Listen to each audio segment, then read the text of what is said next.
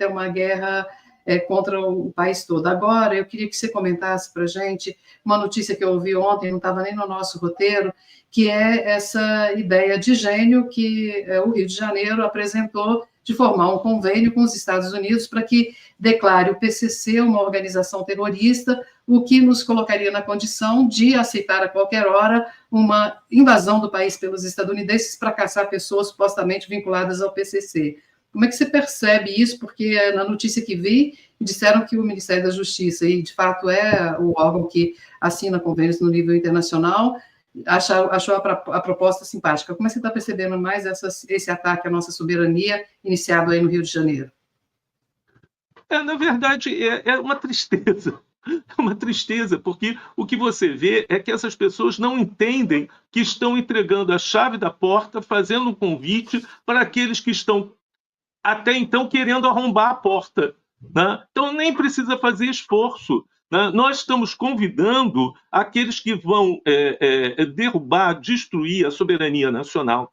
Eu queria saber, né, por que os Estados Unidos vai ser mais competente em lutar contra o Comando Vermelho, contra o PCC, contra o Terceiro Comando Puro, né, do que a própria polícia brasileira. Não é a falta de inteligência que faz com que a polícia não trabalhe eficientemente contra essas organizações. É outra coisa, é outra coisa.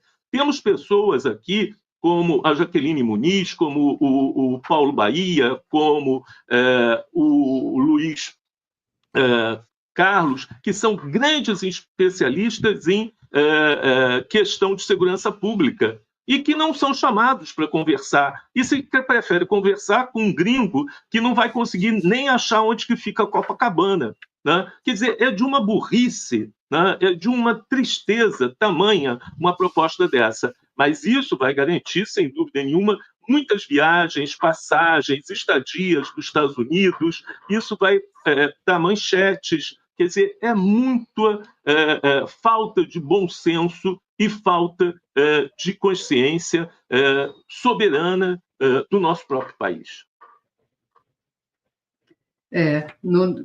Como diz o povo na internet, não despiora nunca, né? Eu acho que a gente está vivendo tempos realmente muito, muito trágicos, né, no nosso país e no mundo, porque essa situação toda que acontece aqui no Brasil não é diferente do que se passa na Bolívia, no Peru, no Equador, na Colômbia, né, o presidente Petro está lá assodado com tantas acusações ilegítimas de corrupção, enfim. É guerra, como eles dizem, permanente, guerra global. Chamam de guerra humanitária porque é muito mais barato.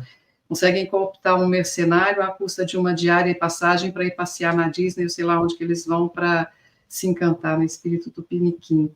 Bom, eu acho que agora a questão que a gente tem que enfrentar é como a gente vai acompanhar toda essa guerra para responsabilizar esses militares e todas as pessoas que estiveram envolvidas na trama desse golpe. Será que dessa vez a gente vai conseguir responsabilizar os violadores do direito? Bom, até agora já tem uma coisa muito positiva nesse sentido, que é uma penca de generais e um almirante denunciados num processo civil, né, por atentado à democracia, por golpe de Estado, por tentativa de derrubada, né, do Estado de Direito, por organização criminosa. Essa eu gosto particularmente, né, por organização criminosa.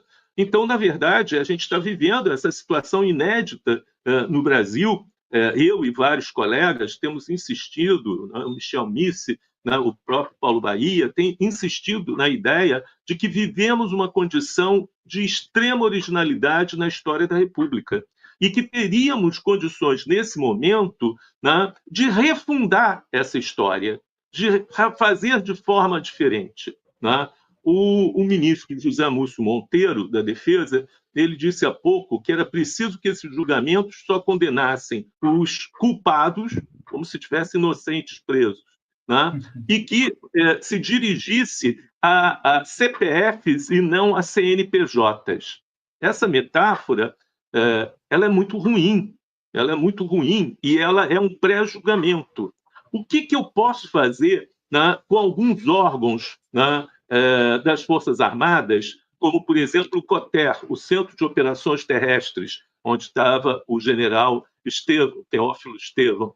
O que eu posso fazer com um batalhão de operações especiais que ia ser administrado comandado pelo CID, né?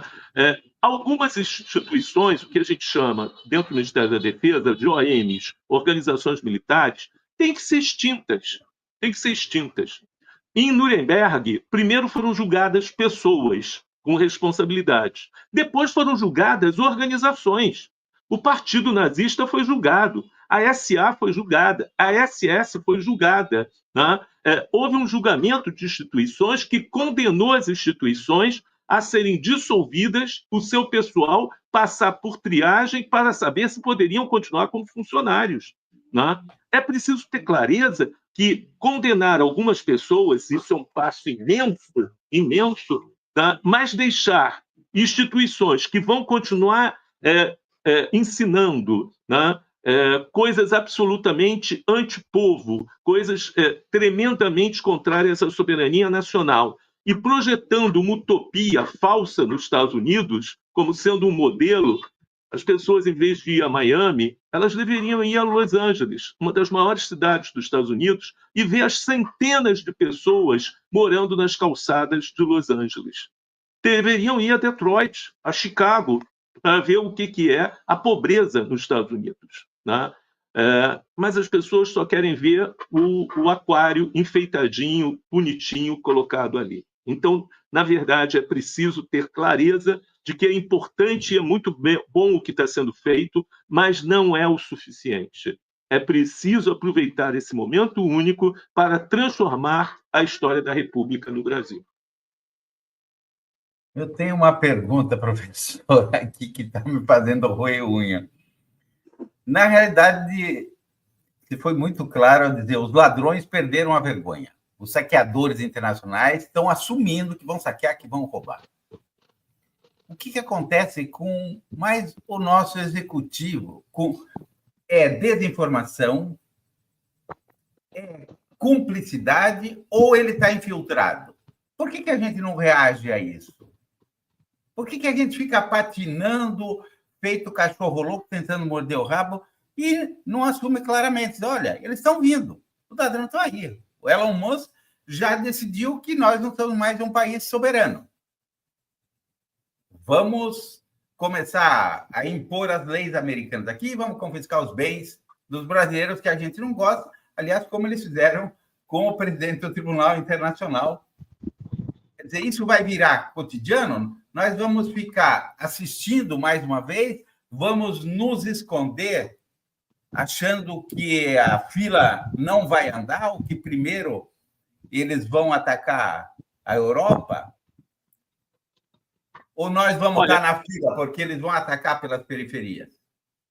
Olha, eu sempre marco isso. Uma característica central de se definir império, desde o Império Romano, é a projeção para outras regiões e outros povos da sua própria lei.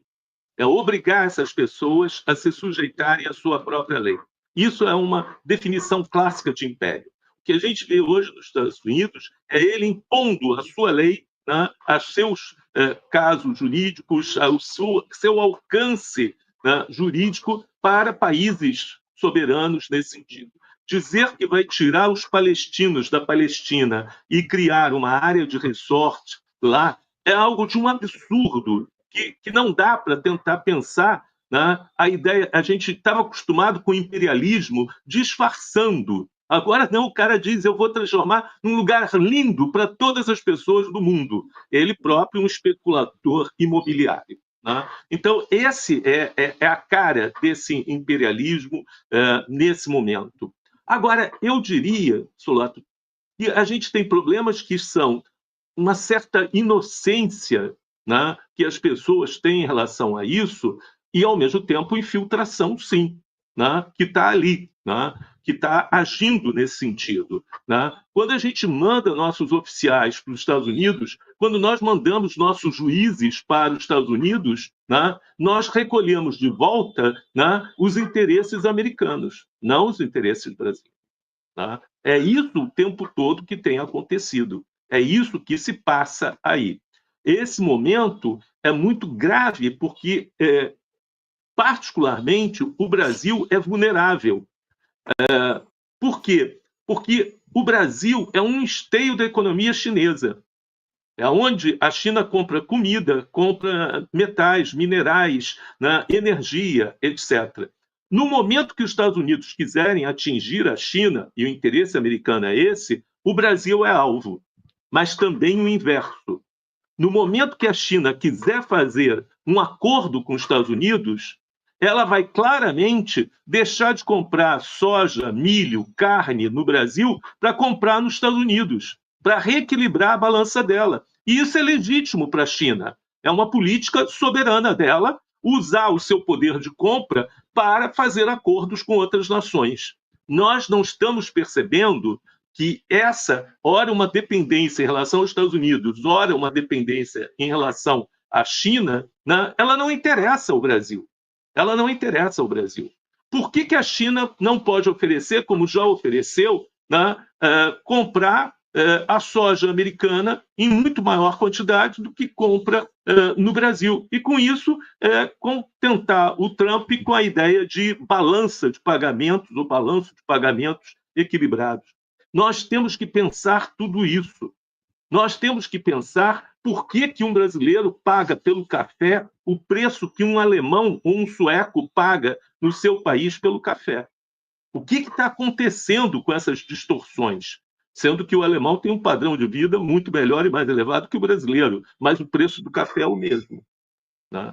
Isso é extremamente grave e as pessoas se recusam a pensar e dão esses dados como dados da natureza, o que não são naturais. Eles são resultados de políticas, né, boas e más sobre como construir uma nação.